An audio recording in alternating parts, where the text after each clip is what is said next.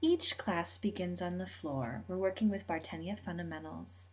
On this day, we're working with body halves in the vertical and the horizontal plane.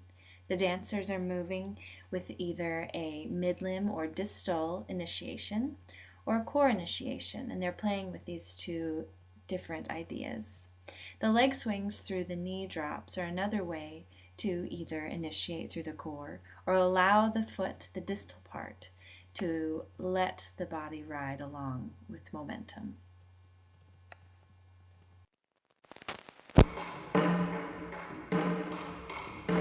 And over curve and up. Find the heel sits bone connection.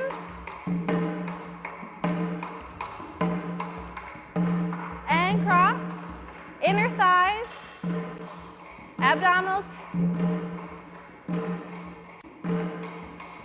Superman to your left side. Lengthen. Reach out those fingertips. Transition. And 7 and 8. Again. 1. Full twist.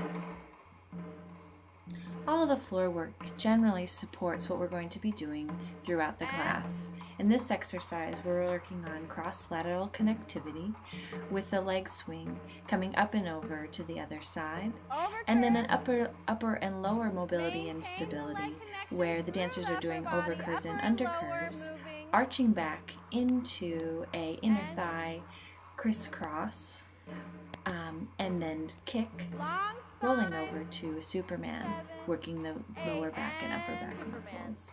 This is all in support of what we will later be doing in this class. Bring your arms forward, Jessica. So when you're here, there you go.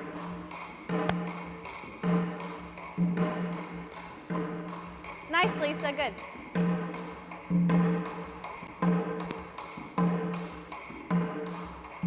Up and over. And over. Good articulation of your spine. Now you're going to stabilize the upper body. Cross. And shoulder roll, and elbow roll, and arm. Big curve all the way over, coming back up. So I'm feeling it. You know what? Someone do that and tell me, when you roll down and come up, what purpose do you think that has related to your spine and your limbs? In each class, there certainly is an element of classical technique. We will be doing pliés and tendus, grand battements, leg swings, and across the floor actions. Today, because of the emphasis on cross-lateral connectivity through upper and lower mobility and stability, we're looking at how these classical techniques, these classical forms, can be transformed into a more contemporary way of looking at movement.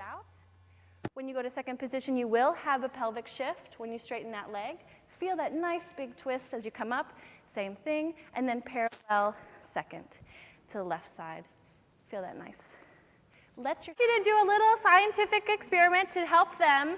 In fifth position, everyone was pretty good forward, pretty good side, but once I did my twist, all kinds of hip stuff started to happen. I started to see the back leg rolling in. I started to see the bottom sticking out.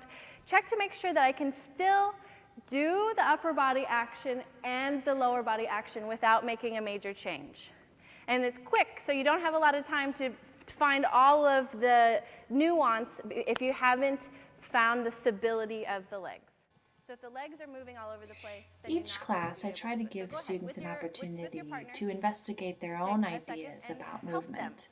At this point in the class, the students are looking at each other related to how the students are either rolling in their fifth position or looking at a variety of other elements where lower body is having to stabilize. Stepping across and feeling this long line twist and long line twist. And turn yourself around. And long line twist and long line twist and turn yourself around. And now curve and upper body goes and curve, upper body goes. This is just going to get us into this space a little bit before we change levels. Long lines, and I'm really thinking about this hip to heel connection.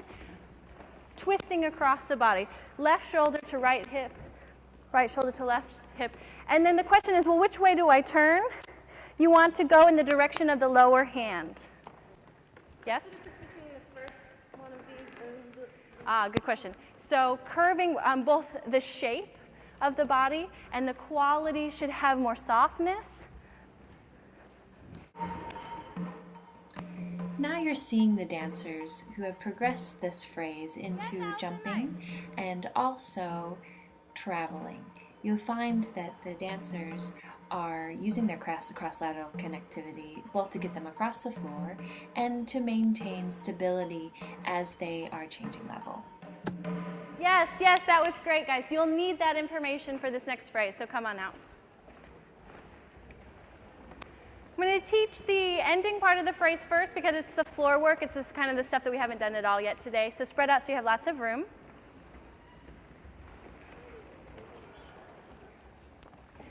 So you're going to step back on your right foot, step back on your left foot, and your arms are going to go right, left.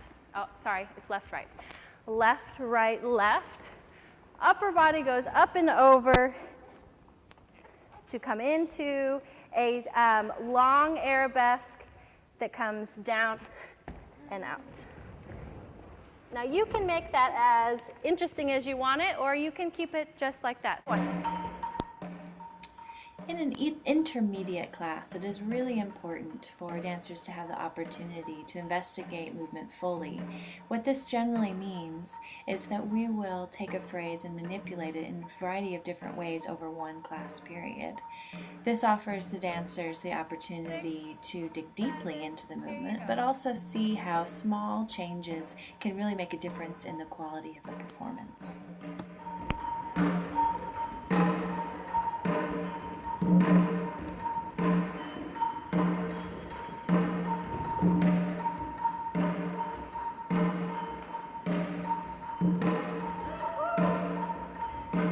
Think about the architecture of the wrist to the shoulder.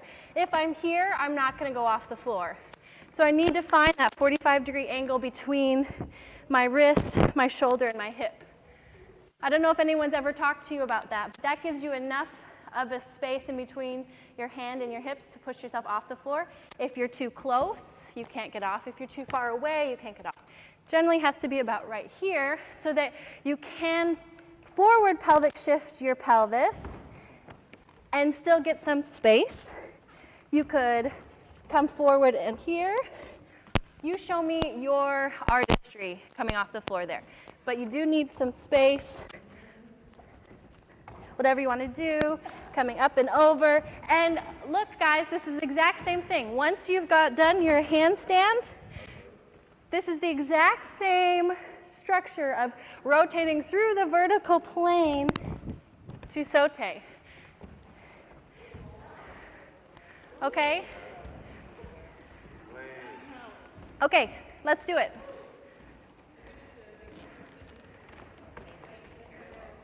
Yes, Mary Claire, whatever accommodations you need to make.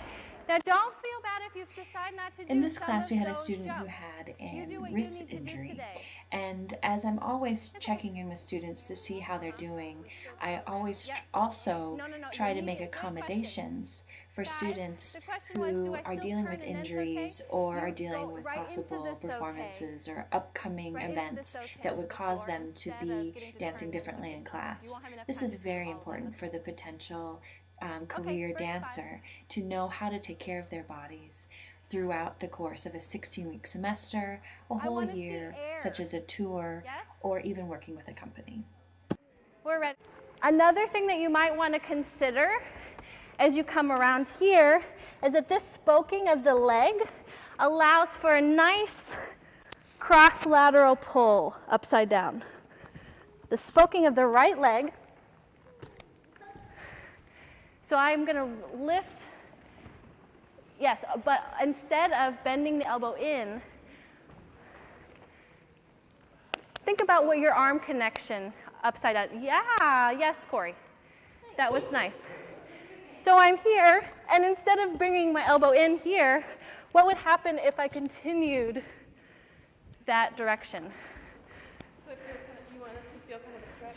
I want you to feel a stretch. that, and without saying keep your right arm straight, it's more about the reaching across. Does this come after this? Yes. Okay.